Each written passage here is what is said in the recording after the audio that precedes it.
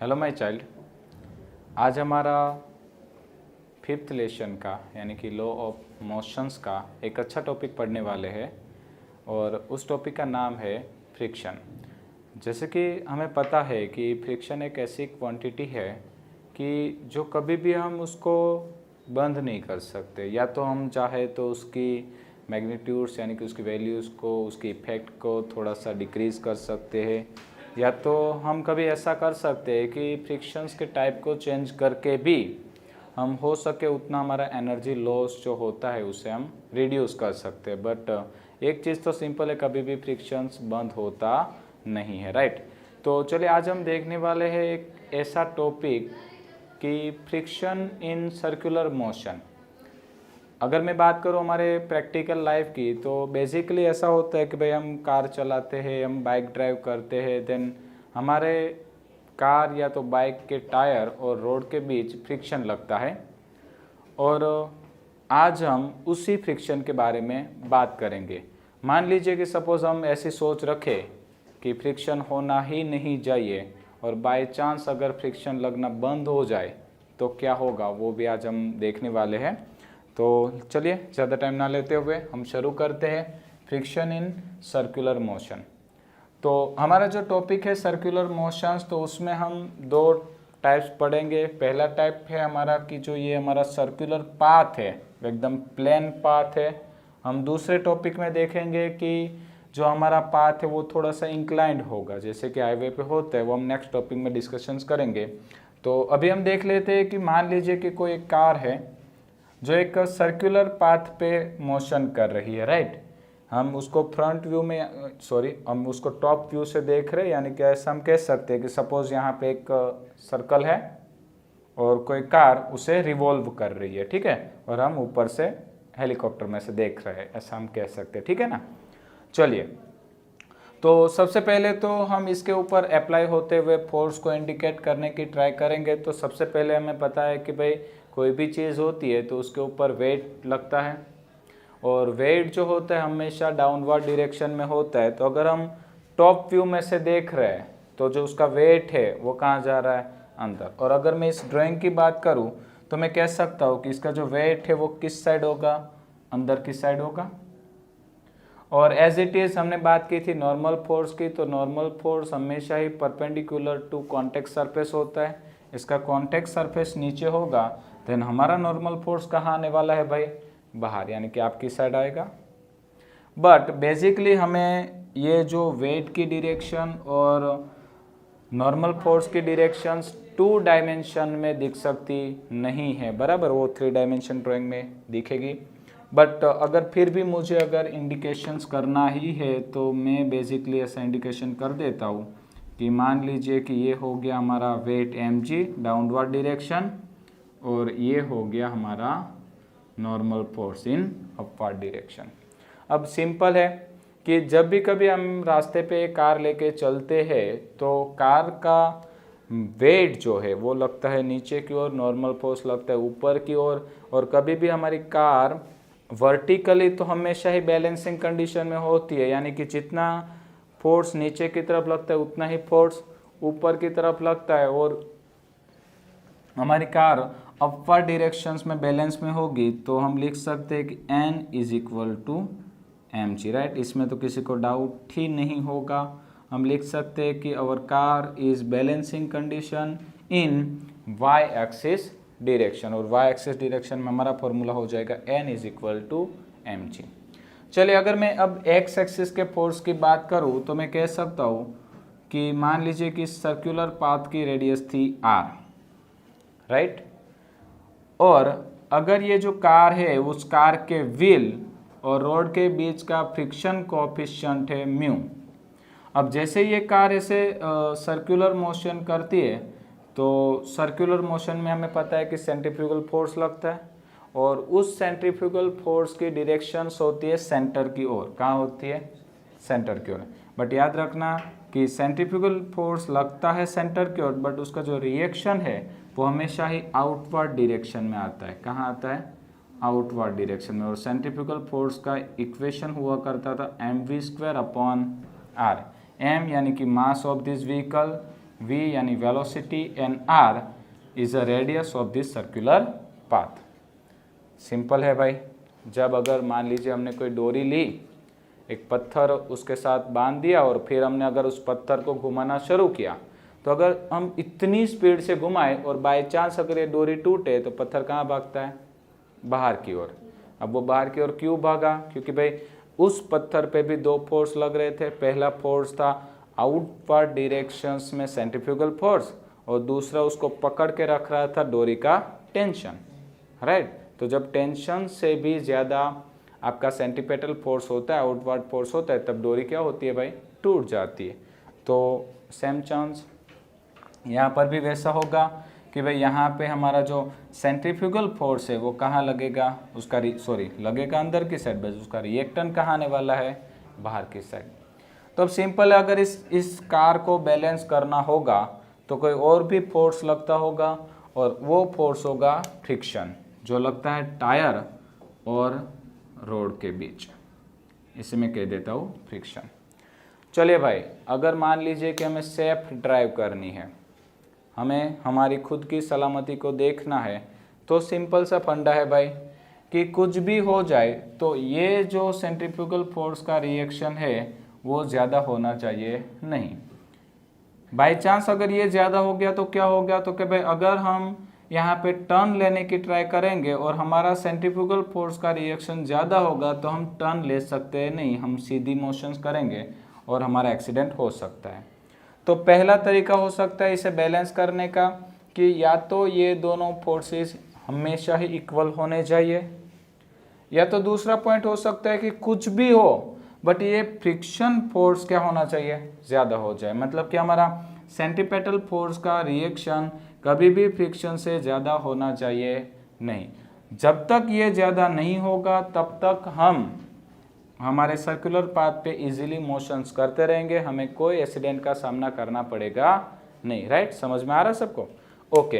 तो सिंपल सी थिंग है भाई, हमारे फ्रिक्शन की वैल्यू या तो सेंट्रीफ्यूगल फोर्स के बराबर होनी चाहिए या तो उससे ज़्यादा होनी चाहिए। अगर मैं इस कॉन्सेप्ट को पकड़ता हूँ देन मैं कह सकता हूँ कि F is greater than equal to mv² upon r, right.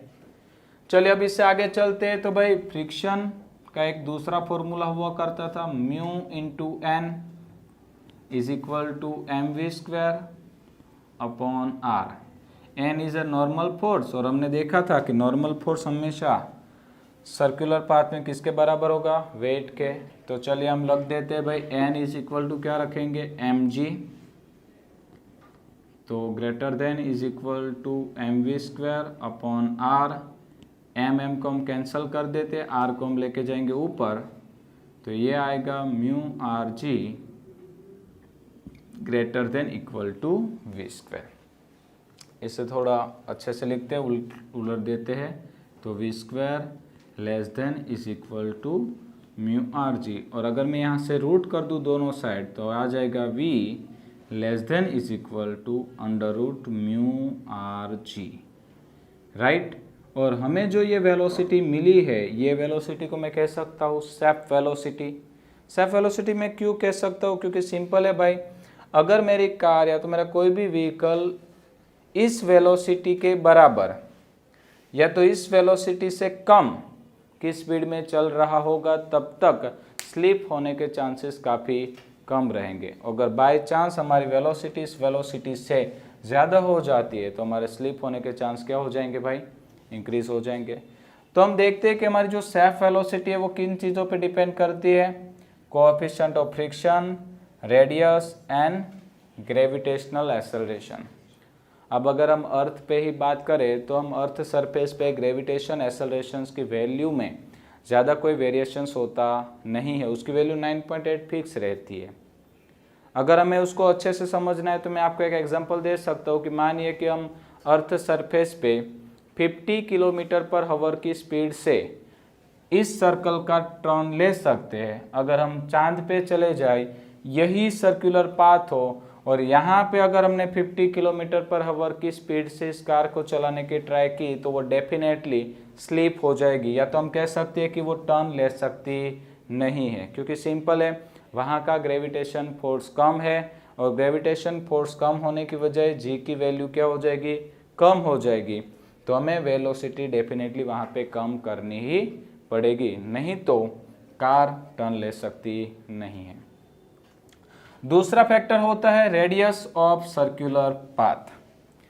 मान लीजिए कि अगर हमारा रेडियस ऑफ सर्कुलर पाथ बड़ा है तो हमारी वेलोसिटी ज़्यादा होगी, अगर रेडियस कम है तो हमारी वेलोसिटी कम हो जाएगी। मान लीजिए कि अगर हम प्रैक्टिकली देखें तो हम कहीं पे बाइक लेके जा रहे हैं और अगर हम बड़ा सा टर्न लेते हैं और हमारी स्पीड ज़्यादा है, देन हमें डैमेज होने के चांसेस कम होते। बट अगर हमें शॉर्ट टर्न लेना है तो सिंपल है, वेलोसिटी स्पीड कम करनी ही पड़ेगी, अगर हम नहीं कम करेंगे तो स्लिप होने के चांसेस ज़्यादा हो जाते हैं। और तीसरा फैक्टर होता है म्यू। म्यू यानी कि कोएफिशिएंट ऑफ फ्रिक्शन। अब हमें पता है कि भाई हमें यहाँ पे फ्रिक्शन कहाँ लगता है, टायर और रोड के बीच, और अगर टायर और रोड के बीच फ्रिक्शन लगेगा तो फ्रिक्शन ऑफ कोएफिशिएंट टायर और रोड के बीच का ही होगा।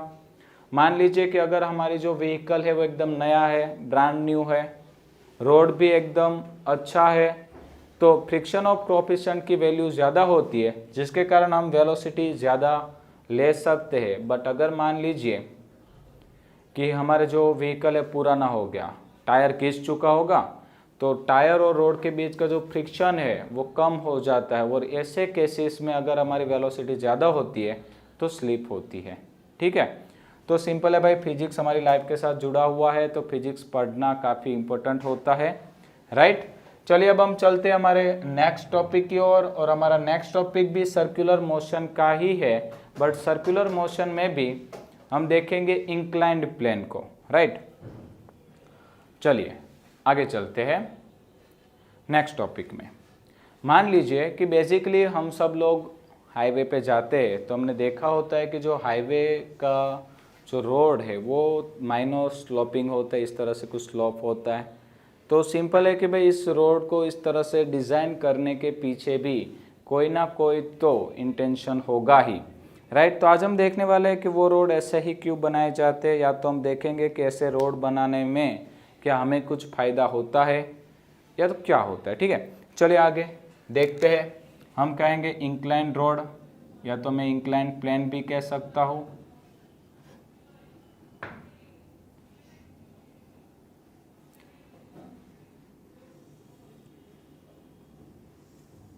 मान लीजिए कोई इंक्लाइंड प्लेन है थीटा एंगल पे, और यहाँ पे हमारा कोई ऑब्जेक्ट रखा गया है, बराबर है। अब सबसे पहले हम इसके ऊपर जो फोर्स लगते हैं उसे इंडिकेशन करने की ट्राई करेंगे। तो सिंपल पहले हम लेते हैं वेट को, वेट हमेशा ही लगता है नीचे की ओर, राइट। तो हम उसे इंडिकेट कर देते हैं, ये आ गया mg। दूसरा हम फोर्स लेते हैं नॉर्मल फोर्स। नॉर्मल फोर्स कहाँ लगता है, परपेंडिकुलर टू सरफेस। तो चलिए भाई ये हमारी सरफेस है, देन हमारा नॉर्मल फोर्स लगेगा कुछ इस तरफ, ये आ गया नॉर्मल फोर्स। चलिए अब बारी है फ्रिक्शन की। तो भाई पता होना चाहिए फ्रिक्शन कहाँ लगता है, अपोजिट साइड ऑफ मोशन। तो पहले तो मुझे देखना पड़ेगा कि भाई मोशन कहाँ हो रही है, उसके बाद मैं फ्रिक्शंस लगा सकता हूँ। मान लीजिए कि हमारा कोई सब्सटेंस यहाँ था और ये चल रहा है, सिंपल है, अगर ये बंद हो जाता देन ये स्लिप होता नीचे की साइड, बट ये चल रहा है, उसका मतलब कि ऊपर साइड मोशंस में है, देन हमारा फ्रिक्शन डेफिनेटली लगेगा नीचे की ओर। कहाँ लगेगा, नीचे की ओर। तो ये आ गया हमारा फ्रिक्शन, और उसके बाद हम लगाएंगे सेंट्रीफ्यूगल फोर्स। हमें पता है सेंट्रीफ्यूगल फोर्स कहाँ लगता है, यस सेंटर की ओर। तो उसका रिएक्शन कहाँ लगेगा, आउटसाइड ऑफ द सेंटर। ठीक है, मान लीजिए कि अगर ये हमारा पूरा रोड ऐसा सर्कुलर होता तो उसका सेंटर बीच में यहाँ पे कहीं पे होता, और अगर उसका सेंटर होता तो सेंट्रीफ्यूगल फोर्स लगता अंदर की ओर, बट उसका रिएक्शन आता उसकी ऑपोजिट साइड यानी कि बाहर की ओर। तो ये आएगा सेंट्रीफ्यूगल फोर्स का रिएक्शन। तो चलिए भाई हमने सारे फोर्सेस को तो इंडिकेट कर ही दिया है, बट हम देख सकते हैं कि ये जो फिगर से थोड़ा सा डिफ़िकल्ट लग रहा होगा आपको, तो इसे थोड़ा सिंप्लीफाई करने की ट्राई करते हैं। सबसे पहले तो हम x और वाई कोऑर्डिनेट्स लेने के ट्राई करेंगे। मान लीजिए एक्स एक्सिस है और ये वाई है। चलिए अब हम थोड़ा सा लॉजिक लगाने वाले हैं, थोड़ा सा मैथमेटिक्स यूज करने वाले हैं। ध्यान देना क्या हो रहा है। सबसे पहले आप यहाँ पे देख सकते हैं कि ये एक जेड इंडिकेशन हो रहा है, दिख रहा है आपको जेड। तो अगर ये एंगल थीटा होगा तो सिंपल है, ये एंगल भी थीटा ही होगा। और हमने सीखा है फोर्थ लेसन में कि जहाँ पे भी थीटा बने वो बन जाता है कोस थीटा, यानी ये फ्रिक्शन का एफ है तो ये हो जाएगा एफ कोस थीटा कॉम्पोनेंट, और उसका दूसरा कॉम्पोनेंट आ जाएगा इस तरफ एफ साइन थीटा, राइट।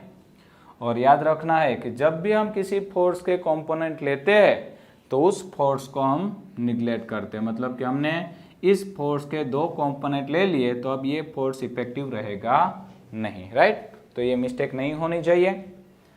चलिए उसी तरह से अब हम यहाँ पे बात करने वाले हैं भाई, देखो ये एंगल बना थीटा, अब ये आपको 90 का दिख रहा है। अब ये अगर एंगल 90 का होगा और ये एंगल थीटा है तो ये सिंपल है कितने का होगा भाई, 90 माइनस थीटा, राइट। और ये भी तो हमें 90 दिख रहा है, तो अगर ये एंगल 90 माइनस थीटा तो ये फिर से क्या बन जाएगा, थीटा। ठीक है, अब फिर से इस एक्सिस के साथ थीटा बन रहा है तो ये क्या होगा, एन कोस थीटा, और उसी के साथ साथ ये बनेगा एन साइन थीटा। तो चलिए भाई सभी फोर्सेस को हम लेके आ गए हैं एक्स एक्सिस पे और वाई एक्सिस, और इसे फिर से हम कर देंगे निगलेक्ट। ओके, तो ये हो गया हमारी वाई एक्सिस, ये हो गया हमारी एक्स एक्सिस। चलिए अब हमें यहाँ पे भी सेफ वेलोसिटी ढूंढनी है। अब कोई भी चीज़ सेफ कब रह सकती है, बैलेंसिंग कंडीशन में होगी तो ही। अब ये सब्सटेंस बैलेंसिंग कब रह सकता है, तो कभी जितना फोर्स अपवर्ड डायरेक्शन में लगे उतना डाउनवर्ड में लगना चाहिए, जितना लेफ्ट साइड लगे उतना राइट साइड में लगना चाहिए, ठीक है ना। तो चलिए हम देखते हैं कि भाई पहले हम लेते हैं वाई एक्सिस डायरेक्शन। कौन से लेते हैं, वाई एक्सिस डायरेक्शन, तो हम कहेंगे इन वाई एक्सिस डायरेक्शन तो कितना फोर्स ऊपर लग रहा है भाई, एन कोस थीटा, और नीचे की तरफ कितना लग रहा है, तो भाई यहाँ पे तो दो फोर्सेस लग रहे हैं तो हम दोनों को एडिशन कर देंगे, f sine theta plus m g, right. अब हमें पता है एफ का तो फॉर्मूला होता है भाई, तो n cos theta is equal to f का फॉर्मूला होता है म्यू एन, तो mu n sine theta plus m g. चले भाई ये प्लस है उस साइड जाएगा तो minus n cos theta minus mu n sine theta is equal to m g. दोनों में से एन कॉमन निकल सकता है तो एन हम कॉमन निकाल लेते हैं, देन ये हो गया cos theta minus mu sine theta is equal to m g. और अब हम यहाँ पे एन को बना लेते हैं सब्जेक्ट, ये चला जाएगा पूरा नीचे की ओर और हमें नॉर्मल फोर्स मिल जाएगा n is equal to m g upon cos theta minus mu sine theta, right. तो ये पहला हमारा काम हो गया है, नॉर्मल फोर्स हमें मिल चुका है, कंप्लीट है। चलिए अब हम कौन सी एक्सिस लेंगे, यस एक्स एक्सिस बची है उसको भी ले लेते हैं। हम कहेंगे इन एक्स एक्सिस डायरेक्शन। चलिए एक्स एक्सिस की बात करें तो राइट साइड की डायरेक्शन में एक फोर्स लग रहा है जो है m v square upon r, और उसी तरह से लेफ्ट एक्सिस पे लेफ्ट में लग रहा है दो फोर्सेस लग रहे हैं, दोनों को जोड़ देते हैं तो f cos theta plus n sine theta, ठीक है। चलिए ये आ गया हमारे दोनों फोर्सेस। अब हम इसको सिंप्लीफाई करते हैं।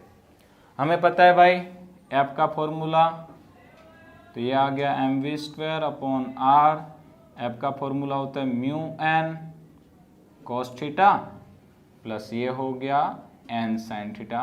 अब यहाँ पे भी दोनों में से कॉमन निकलेंगे n, तो निकाल लेते हैं mv² upon r is equal to n mu cos theta plus sine theta, right.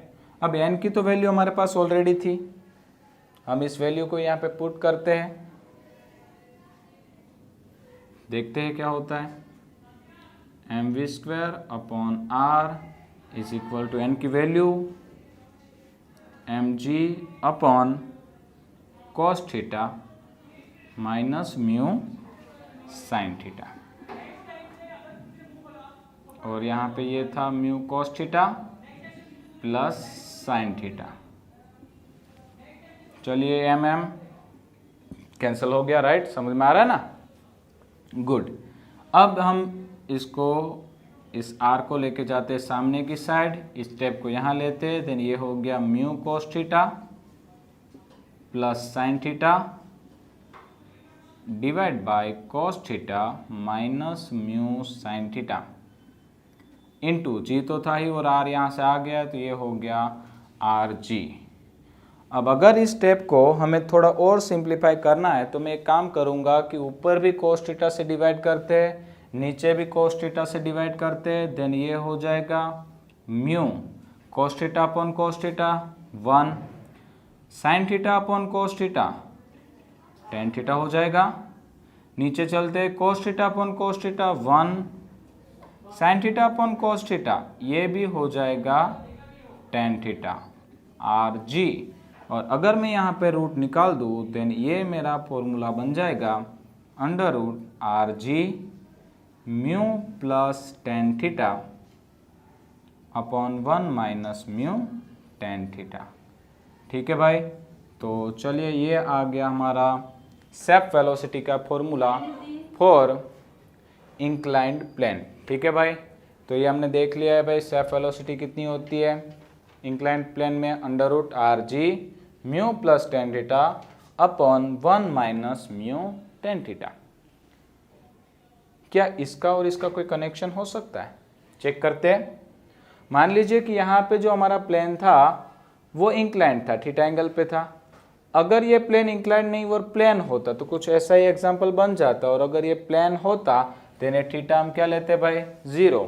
तो यहाँ पे ट्राई करो, थीटा की जगह पे 0 लेते तो tan 0 इज इक्वल टू 0, तो mu plus 0 is equal to mu और 1 माइनस म्यू tan 0 0 होता है, तो ये पूरा स्टेप 0, तो mu upon 1 is equal to mu, तो फिर से आंसर आ जाएगा म्यू आर जी, और ये तो यहाँ पे आ ही रहा था। मतलब कि इस इक्वेशन पर से भी हम ये फॉर्मूला डिराइव कर सकते हैं, राइट। तो याद रखना है। दूसरी चीज़ एक आपको बता देता हूँ कि tan थीटा की जो वैल्यूज़ है हम यहाँ पे देख सकते हैं कि ऊपर का स्टेप जो है वो पॉजिटिव है, नीचे का नेगेटिव है, मतलब ऊपर की वैल्यू बढ़ेगी, नीचे की वैल्यू कम होगी। इन शॉर्ट इस पूरे स्टेप की वैल्यू क्या होगी, बढ़ेगी, म्यू से ज़्यादा होगी। उसका मतलब कि अगर हम प्लेन वे पे, प्लेन रास्ते पे अगर हम 50 की स्पीड से बाइक चला सकते थे या तो कार चला सकते थे, देन डेफिनेटली अगर हमारा रास्ता इंक्लाइन होगा तो हमारी वेलोसिटी ज़्यादा होगी, तो भी स्लिप होने के चांस क्या होंगे भाई, कम होंगे, राइट। तो इसीलिए हाईवे हमेशा माइनर स्लोपिंग में ही बनाए जाते हैं ताकि आपको अच्छे से फ्रिक्शन मिल सके और आपकी वेलोसिटी ज़्यादा हो तो भी स्लिप होने के चांस कम रहे। आई थिंक ये थियरी आपको अच्छे से समझ में आई होगी, और नेक्स्ट टॉपिक में हम इसकी थोड़ी सी एडवांस लेवल का एक टॉपिक लेकर आएंगे, तो बने रहिए हमारे साथ। Thank you.